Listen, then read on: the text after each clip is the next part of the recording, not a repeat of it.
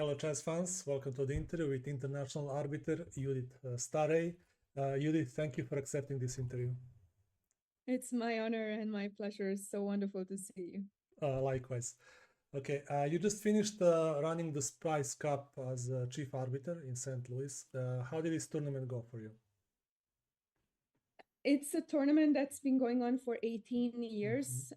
It was started by Susan Polgar, and after Susan left, Webster Grandmaster Lim Lee took over the organization, and I think it's his third year that he's organizing. So it's always a wonderful honor and pleasure to return and be involved in this. It's always a very, very strong tournament. And usually it's very calm and quiet and easy work for an arbiter. So that's an added plus. Were you satisfied with the work of your deputy arbiter, Rekka Sztaray? Yes.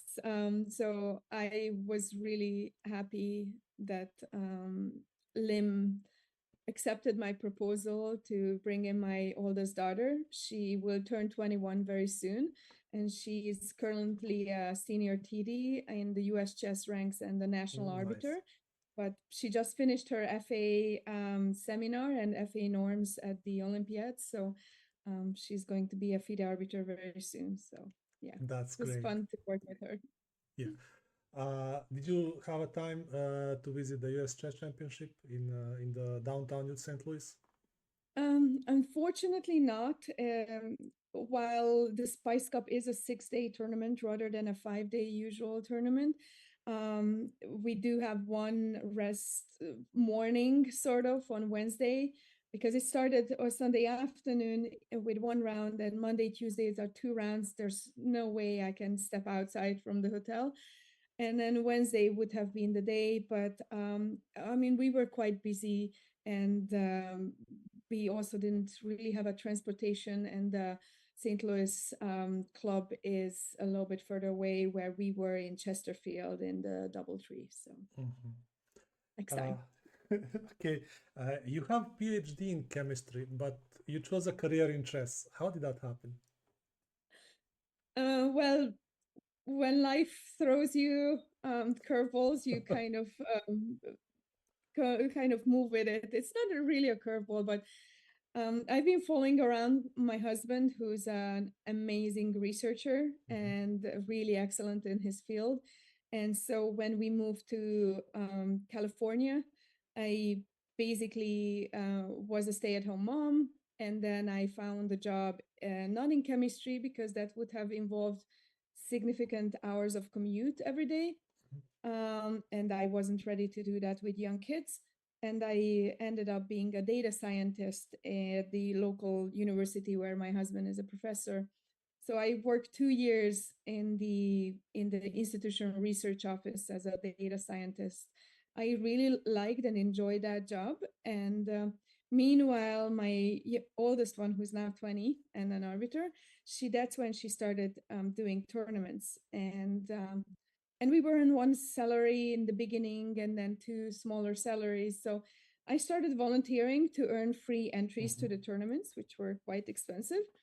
And I think that's how I got a passion for organizing, just running an organization and helping out. And then when that organization's executive director was looking for a replacement or successor, initially I said no, and then half a year later I said yes, and that's how I transitioned to full-time chess. And I'm super, super fortunate to be a full-time chess professional, I guess. That's great. Since then, and I'm very fortunate. So. You are also working with the Mechanics Institute, one of the oldest chess clubs, maybe we can say, on Earth. In the US, yes. The US. It is the oldest chess club in the United States. Second is the Marshall. So yes, after the first organization that I led for 5 years, Bay Area Chess, I transitioned to Mechanics Institute, and I was working there for 3 years, And I mean, it's an amazing club. It gives me the opportunity to interact with players, to be a part of the community in the San Francisco Bay Area. So when I left my full-time job at Mechanics, I basically stayed on as a occasional arbiter, as an advisor. So I'm officially hold the lead tournament director title there, but basically it's making sure that tournaments are set up correctly, formatted correctly, see if we can adjust based on trends and based on players' needs. So, for example, the famous Tuesday Night Marathon, which is a signature event of Mechanics, it used to be 2 hours with the delay 5-second delay, and we tried out the 90+30 time control, and we proved to the institute that, hey, it's not finishing later than the 2 hour delay 5. So we are actually changing that because everyone loves the increments. So we are really proud of that. It's small things. So I'm lucky to be connected to a chess community that's very nice, very kind, and it gives me good experience in floor experience, in-person experience that I can use elsewhere too. So You're one of the top arbiters in the United States, but you're also invited to work as an arbiter in Europe, in Bill, for example. yes, I was Bill Festival, Chess Festival was on my bucket list because it's a really famous event. And so I was really fortunate that last year I was invited as their deputy chief to Anna Sobrik. Srebrenic. Anna, yes, thank you. So I really enjoyed my time. Working there made me appreciate all the hard work that the organizers and the arbiters doing there, because it's a incredibly a lot of work to organize that event, because it's consists of so many events, and also it's a really long event, and all the arbiters, the broadcasting team there, they are doing a fantastic job. So and of course Lim Lee, who was the organizer of the SPICE Cup, he's been winning it for 3 years in a row. So that was really fun to see Lim there last year winning it again. I didn't go this year. I'm not sure if I will have the time, because it's in the middle of the summer and it's a 2-week, more than 2-week event. So all my appreciation of and everyone should appreciate the work that the organizer is doing there, because it's a long event. So it's not only 2 weeks, it's a very long time control, so the games can last for like 7 hours. Yeah. Yeah. Oh no, more than 7 hours. Oh really? I think. Wow. Or yeah, 7 hours. Yeah. I strictly remember last year That's why I'm there saying. was one event was one game was going on for 7+ hours, past 9 p.m., because it starts at 2 p.m. local time, and then past 9 p.m. we were still there. It was Irene from not Singapore, but something like that. She's a really amazing player, but her last name escaped my. But yeah, I still remember that game. Okay. The 2024 Chess Olympiad was in your native country, Hungary. Were you involved in this event? Yes, when I learned that it will be in Budapest, Hungary, and I grew up there, I said, I'll do anything. I scrubbed toilets, just let's please hire me for something. That's a big enthusiasm. I know. And so I am usually not that desperate to find a job at an event, but this one was definitely one of them. And when they announced the arbiter list and I wasn't selected, I was pretty sad. It was really sad to see they only selected one US arbiter out of the many. But I understand that it's the organizer's job to make sure that the representation from each country is well covered. And also they had a lot of amazingly new and trained and amazing Hungarian arbiters. So it was really nice seeing that. But then I was so happy and honored to get an invitation for the broadcast team led by Leonard and Menno, and then Sotiris is working there, and our good friend Oli was working there as well. And I met Cleon and Abel from Spain. So I was part of an incredible team doing not only the broadcasting of close to 800 boards, but also the official FIDE live commentary. So it was a fantastic opportunity to look inside, use my DGT experience with DGT boards and broadcasting, and learning a lot more. So it was really, really fun. I'm sure you can learn a lot from Leonard and Sotiris. Yes, and also it's experience. Like, yes, I'm an arbiter, but so when you're a broadcasting team, you have to put down your arbiter hat, and it's super hard because when you see an illegal move, which you don't see it on the top boards, but you do see it in the lower boards, and say, okay, 2 minutes passed and the clock is not paused. Okay, time to go down and advise the match arbiter that we see an illegal move here. And then because we were up on the 3rd floor and the matches were on the 1st floor, so we went down to the 1st floor and then advised the arbiter. Then sometimes the arbiter needed help because I mean, these are some of the arbiters, they didn't have a lot of experience in handling these cases. So it was a very fine balancing act between using my arbiter knowledge and suggesting, but I couldn't really because I'm not an official arbiter. But yeah, it was a really good experience to see and to help others gain experience as well with, for example, illegal move and how you handle it. You have to go back, adjust the clock, and how you determine the clock timers and things like that. That's great to hear. You are also actively supporting participation of women in chess. Tell us a bit more about your activities in this domain. Well, I'm so glad you asked. So first of all, Women in Chess Foundation. I'm a big supporter of that organization. I'm an advocate. So wherever I go, I try to make sure that the organizer know about that, and also just make sure and keep an eye on the girls at the event, women in the event. Next year, I'm kind of hoping we'll be able to have a little bit more presence at tournaments with booth, with merchandise, with information things. But it's a wonderful organization. Everyone should check it out. Women in Chess Foundation. Amelia and Mr. Jaji are the 2 founders, and all the kudos to them about the great work and spreading the knowledge, and also recruiting new advocates in different countries and different continents. So I think that's the most relevant work right now that I'm doing. But also, I am a big advocate of having female only or girls only tournaments. Of course, the girls shouldn't play only that. They should play open tournaments, or most of the time they should play open tournaments.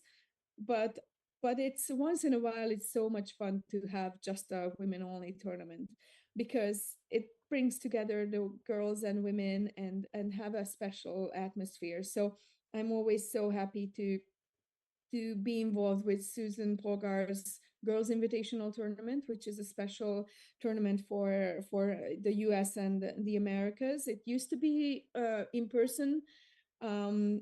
I sadly had to cancel my participation as an arbiter last year because of conflict in work. But this year we did this online due to other reasons, and I'm kind of hoping we can continue and find a way either to continue in person or online. But that's a really amazing place where 2 girls representative from each of the states, US states, come together. So we have about, of course, not every state can send representatives or have 2, in fact. We have about 60, 70, maybe 80 players, and that's a really, really cool event that I'm looking forward every year to be involved. And Abel Talamantes, my good friend and colleague from Northern California, he's organizing most likely a women-only norm tournament before Christmas in Northern California. So hopefully I will be able to be involved in that somehow. I think officially I'm listed as deputy chief right now, but I'm not sure how much I can be on site, but definitely I think more and more these events is needed, and it's wonderful to see. Yeah, and the big topic, right, that you did brought up. What if we That have was my no next question. I'll let you ask the question. Yeah, you just talk and I'll just keep Okay. crossing them. Yeah, no, I mean, so everyone probably heard that you did you did suggested, what if we give it a try of having no female um, titles? But I would be really reluctant supporting this because there are so many other benefits that females get from having a title. It's not only, for example, membership exemption from US chess. If you have WGM or WIM title and you're a foreign player, they get invitations. They get to be norm participants or norm. I mean, invitational tournaments and a lot of other conditions that it's amazing to see that more and more organizers are offering that to female players. And I'm really worried that if the women titles would go away, these support options for women title players would also cease to exist, and then they would have a lot harder time to make it to events and also participate and be active. So that's my 2 cents. I'm not sure if do you agree with this, or what's your opinion? My opinion is that women themselves should talk and decide what is in their best interest. Should they fight for the women's only events with equal prizes like Norway Chess? There are many Yeah. proponents of this development, or Peter Heine Nielsen and others suggested that we should just play, everyone should play in one big single section, everyone together, and this should maybe motivate girls to train harder and maybe progress faster when they play against stronger players in the same section. I don't really have a particular opinion. I think it's something that women should discuss. Maybe FIDE Women's Commission. I don't know if you're familiar with their work. Are you satisfied Yes. with their work, with their activities? I mean, they come up with good incentives or initiatives. I think um, they had at the Olympiad some kind of women with kids or players with kids. I'm not really involved with their work, and it's a little bit hard for me to find the actual events and actual work, but I'm sure that they are trying, and yeah, maybe that's a good option for them to gather the female title players and have them have an open roundtable discussion that's also known to the world what they are thinking. So yeah. Okay, let's move to a different topic. You were actually involved in many scholastic tournaments as organizer and as arbiter. Who is more difficult for the organizer, kids or parents? Well, it all depends on, but usually first time tournament players, they are eager to learn. And so, yes, why we may have a lot of issues with them because they don't know the rules or they don't know how to act.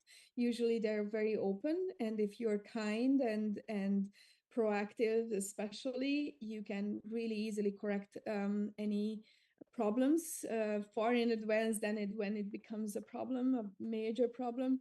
And then usually parents are the ones who are a little bit harder to coach, but I think there's really amazing opportunity to get those parents' attention. And if you approach them with, again, with kindness and patience, but with the strict and really clear agenda, hey, I want to teach you how to support your child so that they become a grandmaster once, later in life, or they become a good player. And then I think they are open. I used to do this a lot in the Bay Area. We used to have special first-time tournaments for first-time players. Oh, that's very And smart. then yes, and then we wouldn't rate the tournament for US chess or not even for FIDE. In the US, usually until they get to 1500, we just rated by the national federation.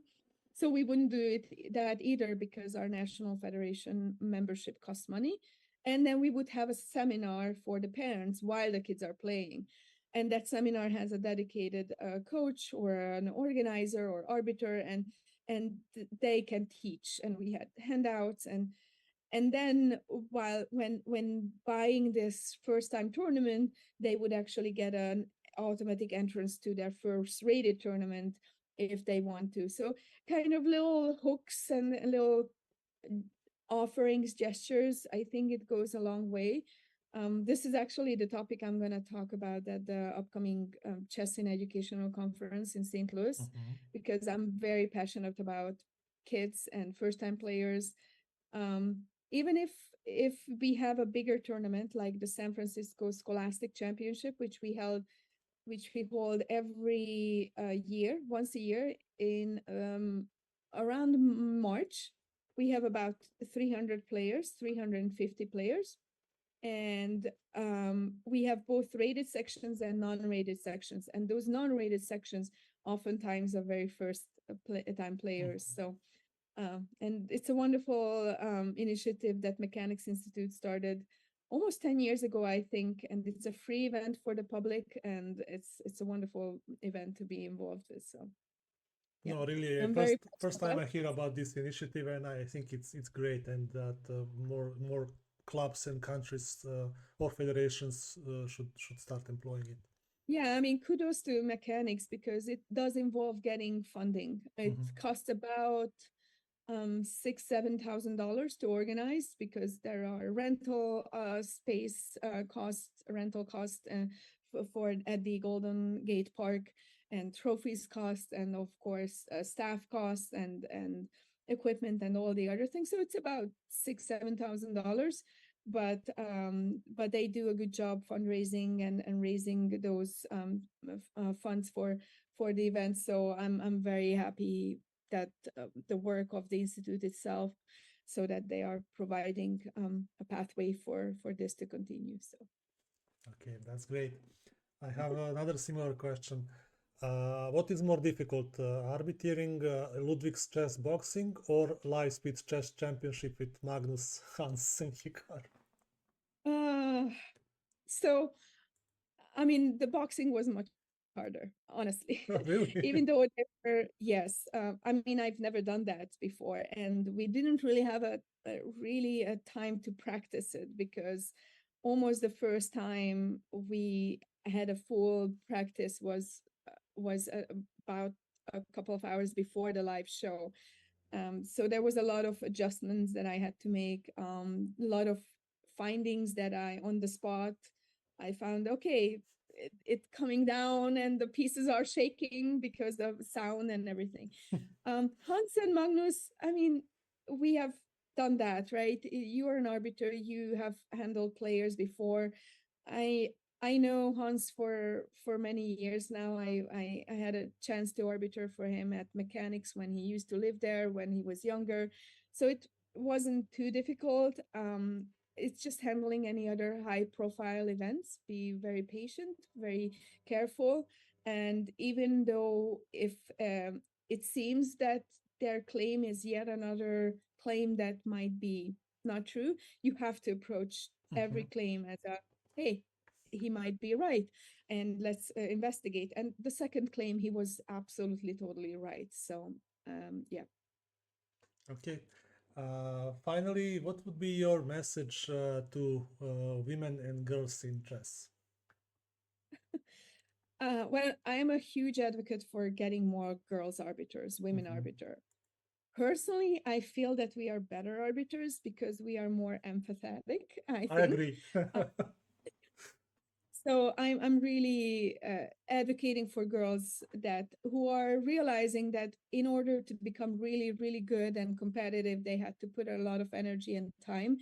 And my daughter is a great example. She did not have the time during high school, so she ended up almost stopping at playing competitive chess. I think her last one was one of Susan's events, and then she really turned into arbitering, because arbitration, it is time and energy, but you don't have to practice and study that much between tournaments, and still you can get involved in you can stay involved in chess. And in a sense, it prepares you for life, right? You gather the facts, you make a really clear and unbiased decision based on the facts, and it can help you. So Reka was fortunate enough to get into a law program in the UK, in Oxford University, because of her arbiter work. Nice. Actually, because he could demonstrate that based on my arbiter work, I really have a passion for rules and everything.